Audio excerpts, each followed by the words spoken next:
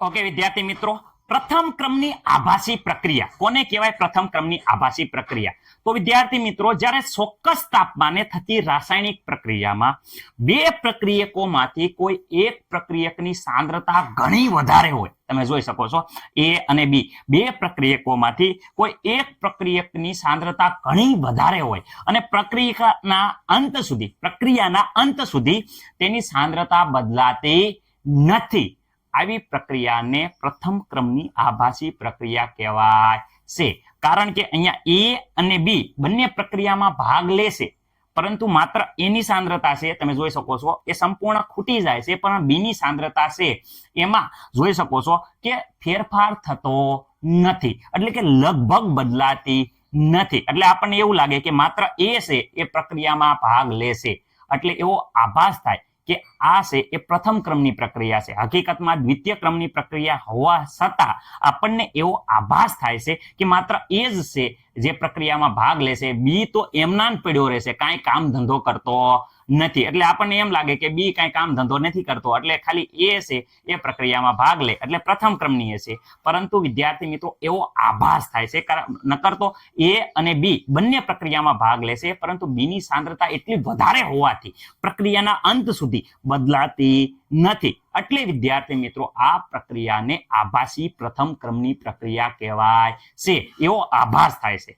Okay, ready? બાકી પ્રક્રિયામાં એ અને બી બંને ભાગ લેશે, દ્વિતીય ક્રમની હોવા છતાં આપણને એવું લાગે છે કે આ પ્રથમ ક્રમની પ્રક્રિયા છે. ઓકે, રેડી વિદ્યાર્થી મિત્રો? ચલો હવે વ્યવસ્થિત રીતે આપણા ટેક્સ્ટ બુક પ્રમાણે જોઈએ છીએ.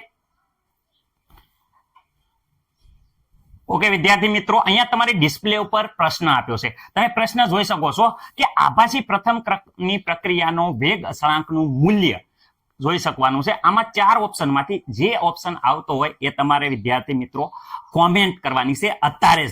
ભાઈ વિડીયો પૂરો થાય પછી હું આ ક્વેશ્ચન છે એનો જવાબ આપીશ, કારણ કે આખો પ્રશ્ન તમને સમજાઈ જશે, એટલે વિદ્યાર્થી મિત્રો આનો જવાબ પણ આવડી જશે. ઓકે વિદ્યાર્થી મિત્રો, ખાસ કરીને આ પ્રશ્નનો જવાબ તમારે અત્યારે કોમેન્ટ કરવાની છે. ઓકે, ચલો હવે આપણે પ્રશ્નની શરૂઆત કરીએ છીએ.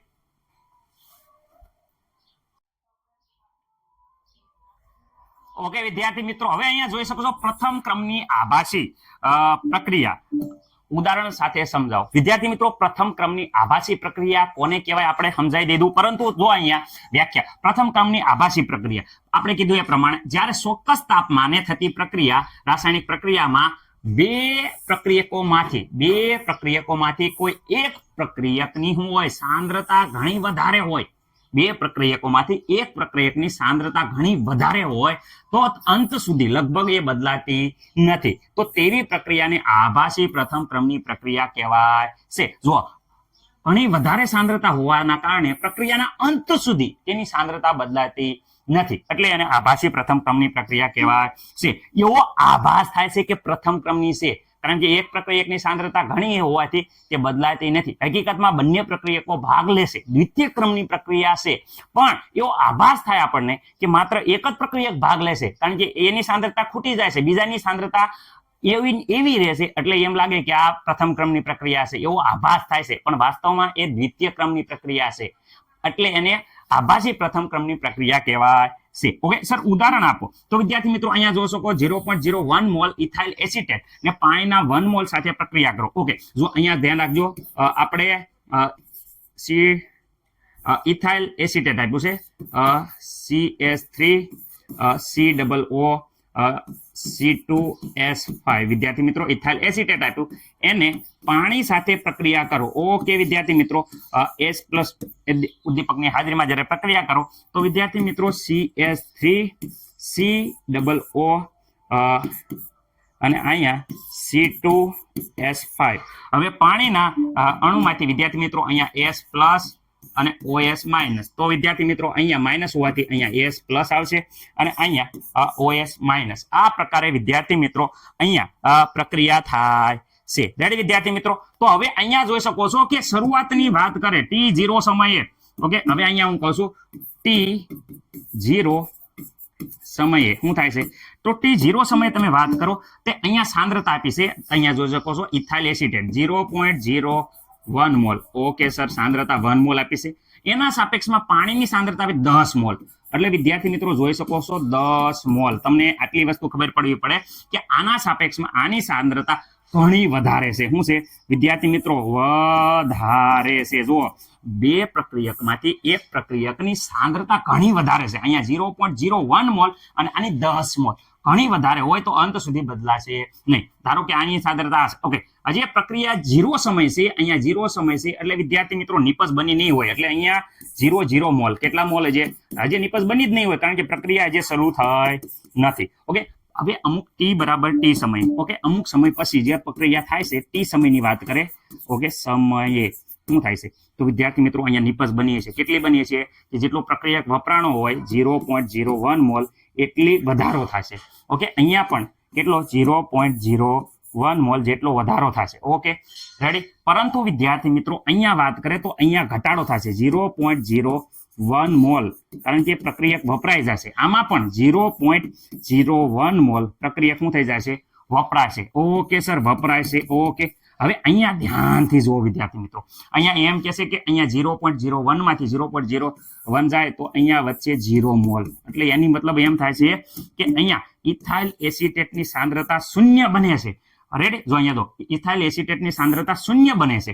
પરંતુ વિદ્યાર્થી મિત્રો પાણીની વાત કરે તો અહીંયા પાણીની તમે બાદબાકી કરો તો 10 માંથી 0.01 કાઢશો તો 9.99 મોલ.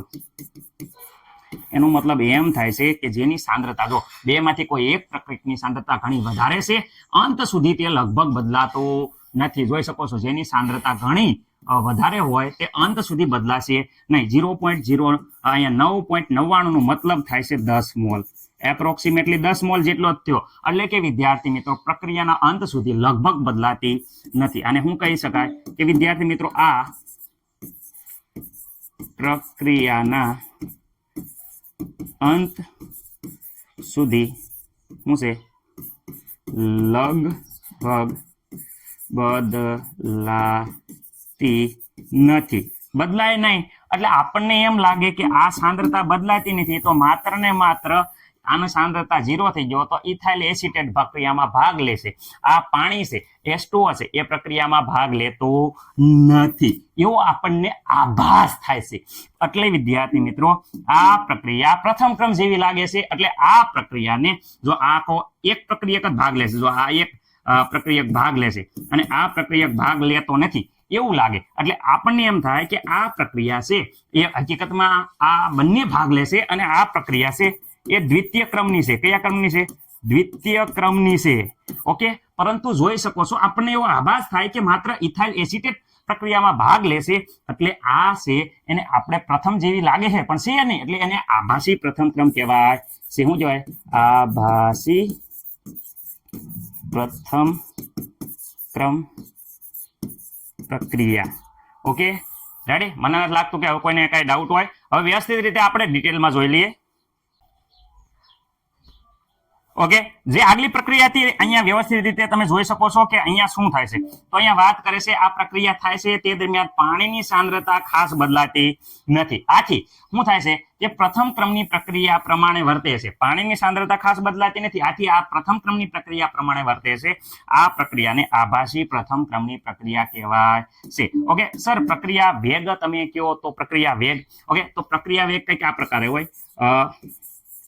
પ્રક્રિયા વેગ. ઓકે, વાસ્તવમાં તો પ્રક્રિયા વેગ આપણે માનો કે k ડેશ બરાબર અહીંયા વિદ્યાર્થી મિત્રો અહીંયા બંને ભાગ લેશે. એક તો જો H2O પણ ભાગ લેશે, હા, અને વિદ્યાર્થી મિત્રો CH3COO ઇથાઇલ એસિટેટ પણ ભાગ લેશે, C2H5.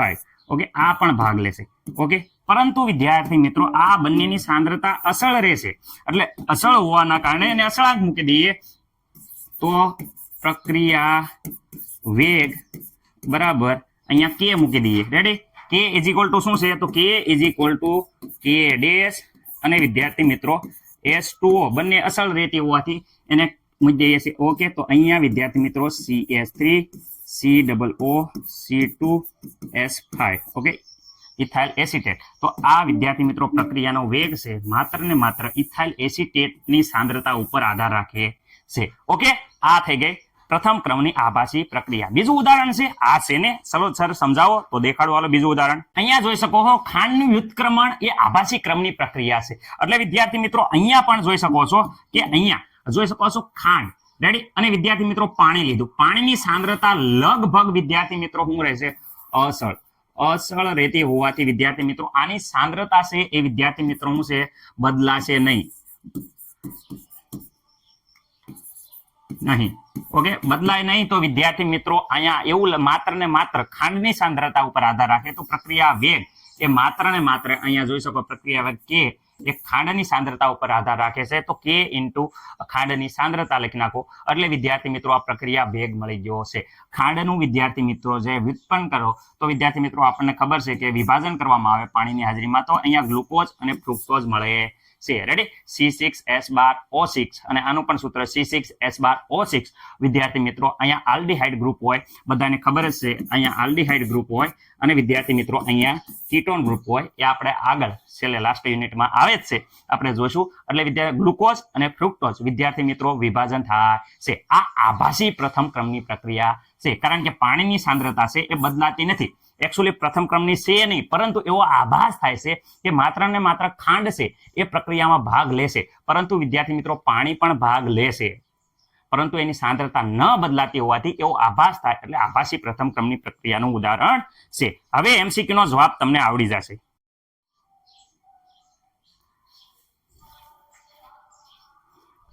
તો હવે આ MCQ નો જવાબ વિદ્યાર્થી મિત્રો તમને આવડી જશે કે અહીંયા થોડાક જથ્થામાં પ્રક્રિયકની હાજરી સાંદ્રતા ઉપર આધાર રાખે છે, એ આવે છે. ઓકે, જેને વિદ્યાર્થી મિત્રો આપણે કહેવાય છે. ઓકે, શરૂઆતનો પ્રશ્ન હતો, તમને જવાબ આપી દઉં છું. ઓકે, જોઈ શકો છો અહીંયા કે થોડાક જથ્થામાં હાજર પ્રક્રિયકની સાંદ્રતા ઉપર આધાર રાખે છે. આપણે આખું ઉદાહરણ સાથે સમજાયું હતું. વ્યવસ્થિત રીતે એનો એ એટલે આનો જવાબ આવે છે એ. તો આશા છે કે દરેક વિદ્યાર્થી મિત્રોને આ પ્રશ્ન ખબર પડ્યો હશે. રેડી, જવાબ જોઈ લીજો વ્યવસ્થિત રીતે તમે.